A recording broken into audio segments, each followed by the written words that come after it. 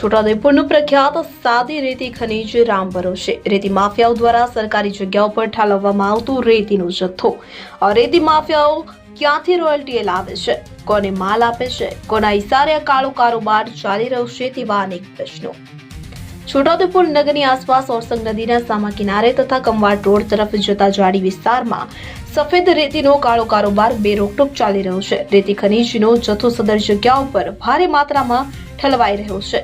આ કારોબાર રાત્રિના સમયે તંત્ર નિંદ્રામાં હોય ને અમલદારો ઊંઘતા હોય તેવા સમયે થતો હોય છે. રેતી માફિયાઓ નદીમાંથી ટ્રેક્ટરો મારફતે રેતી તો કાઢી લાવે છે, પરંતુ તેની રોયલ્ટી ક્યાંથી લાવે છે તે એક પ્રશ્ન છે.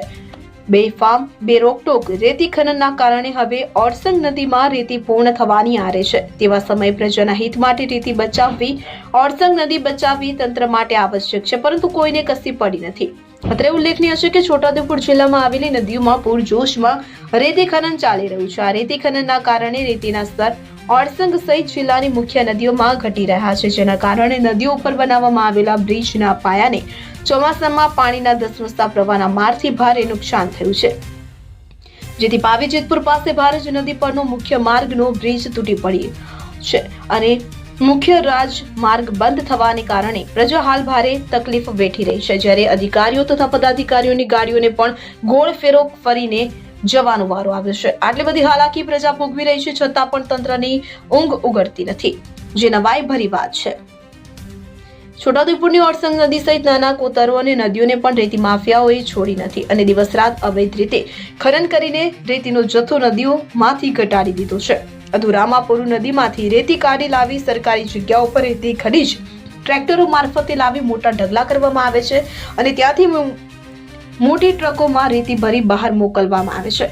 આ તમામ કારોબાર રાત્રિના સમયે થઈ જતો હોય છે, પરંતુ દિવસે ગ્રામીણ વિસ્તારોમાં સરકારી જગ્યાઓ ઉપર રેતીના ઢગલા જોવા મળે છે.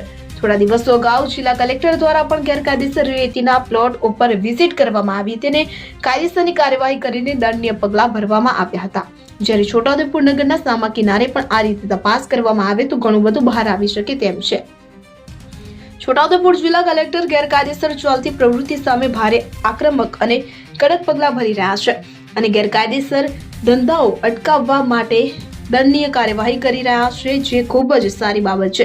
જો રેતીના પ્લોટ ઉપર જઈને કલેક્ટર અચાનક છાપો મારી પગલાં ભરી શકતા હોય તો આ રેતી ખનન બાબતે ભૂસ્તર શાસ્ત્રીની કચેરીના અમલદારો કેમ ચૂપ છે? જિલ્લામાં તમામ ગેરકાયદેસર રેતી ખનન પ્રવૃત્તિ ઉપર નિયંત્રણ લાવવું ભૂસ્તર શાસ્ત્રીની કચેરીની ફરજમાં આવતું હોય છે, પરંતુ મોડી બમણીના ખેતરની જેમ વહીવટ થઈ રહ્યો હોય તેમ ચર્ચાઈ રહ્યું છે.